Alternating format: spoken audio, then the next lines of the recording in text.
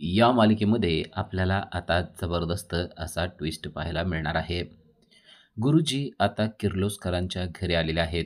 कारण त्यांना जाणवलंय की किर्लोस्कर कुटुंबियांवर मोठं संकट येणार आहे आणि म्हणून ते स्वतः किर्लोस्करांच्या घरी आलेले असतात. प्रीतम आणि प्रिया दोघेही त्यांचं दर्शन घेण्यासाठी, त्यांचा आशीर्वाद घेण्यासाठी जातात. तेव्हा गुरुजींनी प्रीतम आणि प्रिया यांना सांगितलंय, "प्रिया, तू आता प्रीतमकडं जरा लक्ष देणं गरजेचं आहे." हे ऐकल्यावर प्रियाला खरं तर जरा शॉकच बसलाय. कारण गुरुजी जे सांगतात ते नेहमी सत्य असतं आणि प्रीतमबद्दल जर का ते सांगतायत लक्ष देणं गरजेचं आहे, तर नक्की याचा काय बरा अर्थ असेल असं प्रियाला वाटत असतं. पण प्रीतमने मात्र ती गोष्ट अगदी हसण्यावर घेतलेली आहे. तो प्रियाला म्हणतो, की गुरुजींना असं म्हणायचंय, की तुझं माझ्याकडे दुर्लक्ष झालेलं आहे. जरा माझ्याकडे पण लक्ष ठेव, असं त्यांचा सांगण्याचा अर्थ आहे. असं म्हणून त्यांनी ती वेळ हसण्यावारी घालवलेली असते. गुरुजी देखील प्रियाला म्हणतात, की तुला जे समजायचं असेल ते समज, पण मला जे वाटतंय ते मी बोललेलं आहे. अहिल्यादेवी मात्र आता चिंतातूर झालेल्या असतात, कारण त्यांनी घरावर संकट येणार आहे असं सांगितलेलं आहे. त्यानंतर त्या विचारतात, की अजून काही संकट आहे का? तेव्हा ते म्हणतात, की हो, तुमच्या आदित्यवर संकट येणार आहे आणि त्यासाठी त्याचं सुरक्षा कवच त्याच्याबरोबर असणं गरजेचं आहे. तेव्हा अहिल्याने विचारलंय, नक्की हे सुरक्षा कवच म्हणजे काय आहे? तेव्हा गुरुजी स्पष्टपणे सांगतात, की ती एक मुलगी आहे. ती जर का आदित्यच्या आयुष्यामध्ये आली, तर ती सुरक्षा कवच म्हणूनच काम करणार आहे.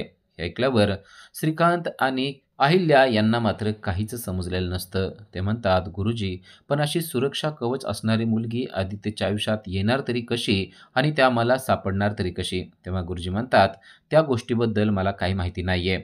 मग आता श्रीकांत थोडासा चिंतातूर झालेला असतो. तो गुरुजींना म्हणतो, "हे संकट येऊ नये म्हणून आपण काय करू शकतो?" गुरुजी म्हणतात, "संकट तर आयुष्यभर येत राहत असतात.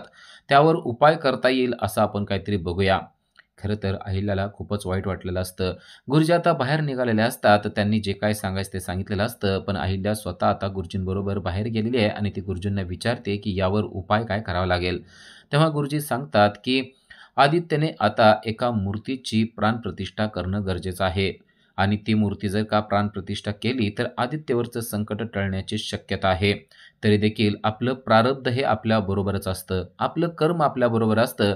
कर्म कोणालाही चुकलेलं नसतं. हे सगळं ऐकल्यावर अहिल्याला मात्र वाईट वाटत असतं. ती गुरुजींना विचारते, "आपल्याला काय करावं लागेल?" गुरुजी सांगतात, की "मी सांगितलं ना, आता सध्या तर तुम्ही एका मूर्तीची प्राणप्रतिष्ठा करा. ती मूर्ती माझ्याकडे आहे. आदित्यला माझ्याकडे पाठवा. ती मूर्ती मी पाठवून देईल. त्याच्या हस्ते प्राणप्रतिष्ठा करा.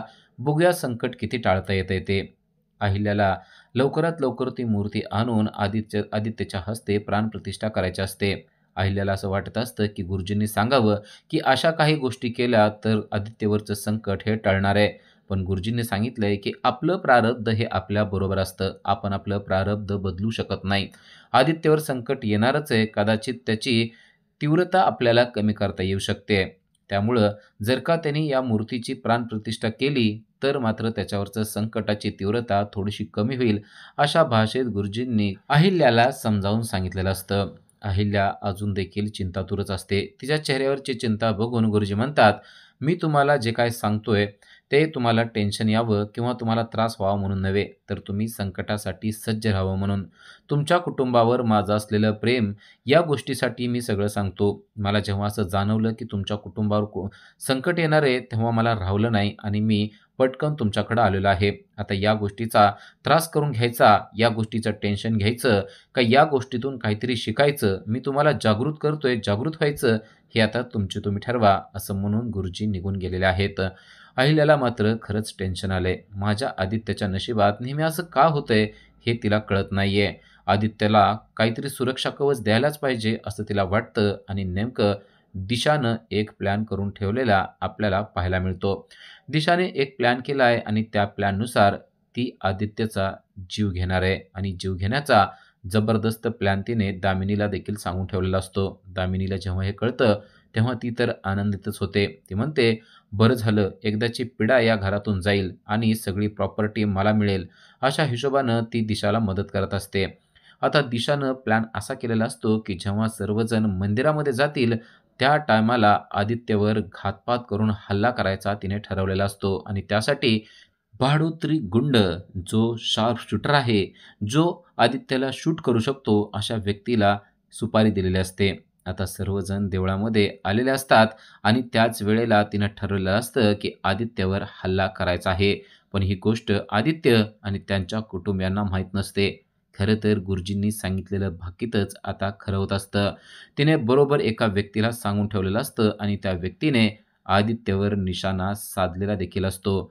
आता एका क्षणात जेव्हा चाप ओढला जाईल तेव्हा त्यातली एक गोळी आदित्यला येऊन लागणार असते आणि आदित्य खाली पडणार असतो.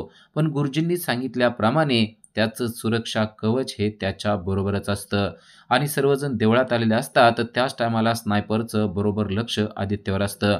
पण त्याच स्नायपरवर म्हणजेच त्या माणसावर लक्ष असतं ते म्हणजे पारूचं. पारू देखील तेथेच असते आणि पारूने त्या माणसाला अगदी हेरून ठेवलेलं असतं.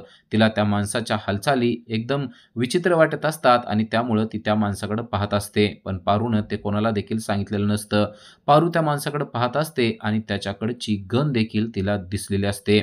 त्या व्यक्तीने आदित्यवर निशाणा धरलेला आहे हे तिला माहीत असतं आणि आता त्याने त्या बंदुकीचा चाप ओढलेला असतो. एका क्षणात ती गोळी आदित्यला लागणार असते, पण ती गोळी झेललेली आहे ती म्हणजे पारूने. पारूने आपल्या जीवाची पर्वा न करता आदित्यवर झालेला हल्ला आपल्या स्वतःवर घेतलेला आहे. जेव्हा आदित्यला हे समजतं, तेव्हा त्याच्या तर पायाखालची जमीनच सरकते. त्याला देखील तो हल्लेखोर दिसलेला असतो, पण आता त्याला पकडायला जाण्यापेक्षा पारूचा जीव वाचवणं महत्त्वाचं असतं आणि त्यामुळेच आदित्यने तिला आपल्या दोन्ही हातामध्ये उचलून घेतलेलं असतं आणि "पारू, असं का करतेस? नेहमी माझ्या मदतीला अशी का येतेस? माझा जीव तुझ्यावर आहे," असं तो म्हणत असतो. पण आता तिला अगोदर दवाखान्यामध्ये नेणं गरजेचं असतं. अहिल्या आदित्यला सांगते, "एका क्षणाचाही विलंब न करता तिला गाडीमध्ये पटकन टाका आणि पटकन हॉस्पिटलमध्ये घेऊन जा. काही जरी झालं तरी पारूचा जीव वाचलाच पाहिजे," असं अहिल्या सांगत असते. तर इकडे दिशाने तिला जे काय करायचं ते केलेलं असतं. पण तिला वाईट वाटत असतं, की आत्ता आदित्यचा जीव जायला पाहिजे, पण तिचा तो प्लॅन मात्र फेल झालेला असतो. इकडे पारू स्वतःच्या मृत्यूशी खेळत असते. एका क्षणात तिच्या डोळ्यापुढे मृत्यू दिसत असतो. सर्वजण तिला जागं ठेवण्याचा प्रयत्न करत असतात.